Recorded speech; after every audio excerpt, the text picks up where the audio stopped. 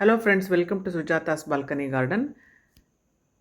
ನೀವು ಕೆಲವೊಂದು ವೀಡಿಯೋಸಲ್ಲಿ ನೋಡ್ತಾ ಇರ್ತೀರಾ, ನನ್ನ ಹೈಬಿಸ್ಕಸ್ ಪ್ಲ್ಯಾಂಟ್ಗಳಲ್ಲಿ 10 ಹೂಗಳ ತನಕನೂ ಬರ್ತಾ ಇರುತ್ತೆ.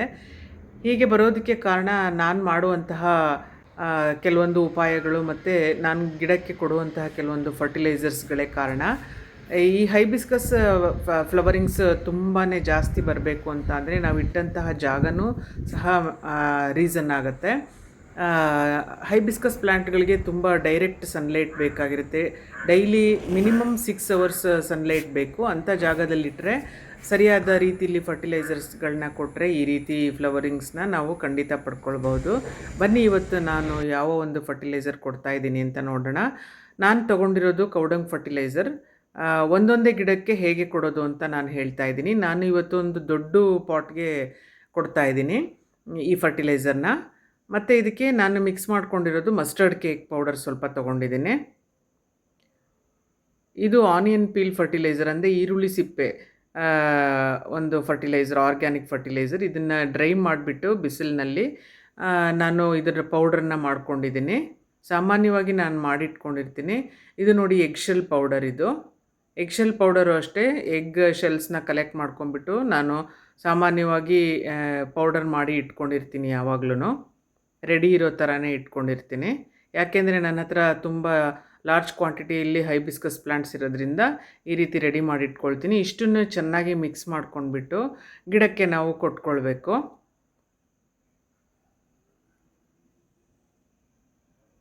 ಇದು ನಾವು ಹಳೆ ಮಣ್ಣಿನ ಜೊತೆ ನಾವು ತುಂಬಾ ಚೆನ್ನಾಗಿ ಮಿಕ್ಸ್ ಮಾಡಬೇಕು.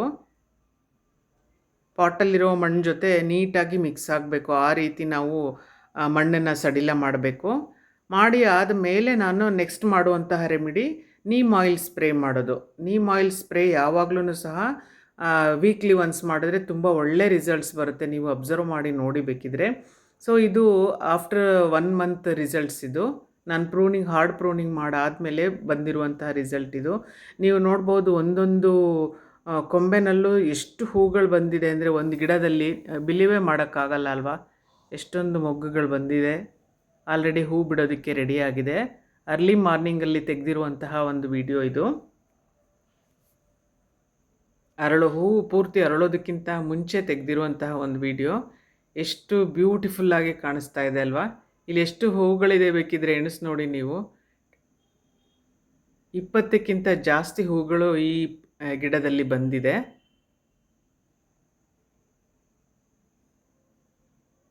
ಸೊ ತುಂಬ ಹೂಗಳನ್ನ ಒಂದೇ ಪಾಟಲ್ಲಿ ಪಡ್ಕೊಳ್ಳೋದು ದೊಡ್ಡ ಒಂದು ಟಾಸ್ಕ್ ಏನಲ್ಲ.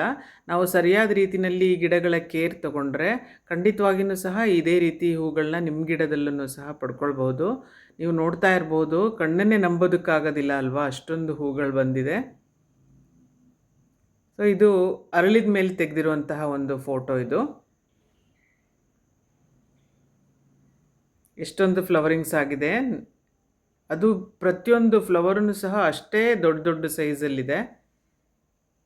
ಜಾಸ್ತಿ ಹೂಗಳು ಬಂದರೆ ಸಾಮಾನ್ಯವಾಗಿ ಫ್ಲವರಿಂಗ್ ಸೈಜ್ ಕಡಿಮೆ ಆಗುತ್ತೆ ಅಂತ ಹೇಳ್ತಾರೆ. ಬಟ್ ಇಲ್ಲಿ ನೀವು ವಿಡಿಯೋದಲ್ಲಿ ನೋಡ್ತಾ ಇರಬಹುದು, ಪ್ರತಿಯೊಂದು ಹೂಗಳನ್ನು ಸಹ ಎಷ್ಟು ದೊಡ್ಡ ದೊಡ್ಡ ಹೂಗಳು ಬಂದಿದೆ ಅಂದರೆ ಎಲ್ಲ ಹೂಗಳು ಒಂದೇ ಸೈಜಲ್ಲಿವೆ, ಈವನ್ ಆಗಿದೆ. ತುಂಬಾ ಬ್ಯೂಟಿಫುಲ್ ಆಗಿದೆ. ಇಷ್ಟೊಂದು ಹೂಗಳು ಬರೋದಕ್ಕೆ ಕಾರಣ ನಾನು ಕೊಟ್ಟಿರುವಂತಹ ಈ ಒಂದು ಫರ್ಟಿಲೈಸರ್. ಸಾಮಾನ್ಯವಾಗಿ ನಾನು ಎಲ್ಲ ಗಿಡಗಳಿಗೂ ಈ ಒಂದು ಫರ್ಟಿಲೈಸರ್ನ ಮಂತ್ಲಿ ಒನ್ಸ್ ಕೊಡ್ತಾ ಇರ್ತೀನಿ, ಇಲ್ಲಾಂದರೆ 2 ಮಂತ್ಸ್ ಒನ್ಸ್ ಕೊಡ್ಬೋದು. ಹೇಗೆ ಅವಶ್ಯಕತೆ ಇರುತ್ತೆ ಹಾಗೆ ನೋಡ್ಕೊಂಡ್ಬಿಟ್ಟು ನಾನು ಕೊಡ್ತಾ ಇರ್ತೀನಿ. ನೀವು ಒಂದು ಸಾರಿ ಟ್ರೈ ಮಾಡಿ ನೋಡಿ, ಖಂಡಿತವಾಗಿ ನಿಮ್ಮ ಗಿಡದಲ್ಲಿನೂ ಸಹ ಇಷ್ಟೇ ಫ್ಲವರಿಂಗ್ಸ್ ಬಂದೇ ಬರುತ್ತೆ. ಹೋಪ್ ನಿಮಗೆ ಈ ವಿಡಿಯೋ ಇಷ್ಟ ಆಯಿತು ಅಂದ್ಕೊಳ್ತೀನಿ. Thanks for watching. Bye bye.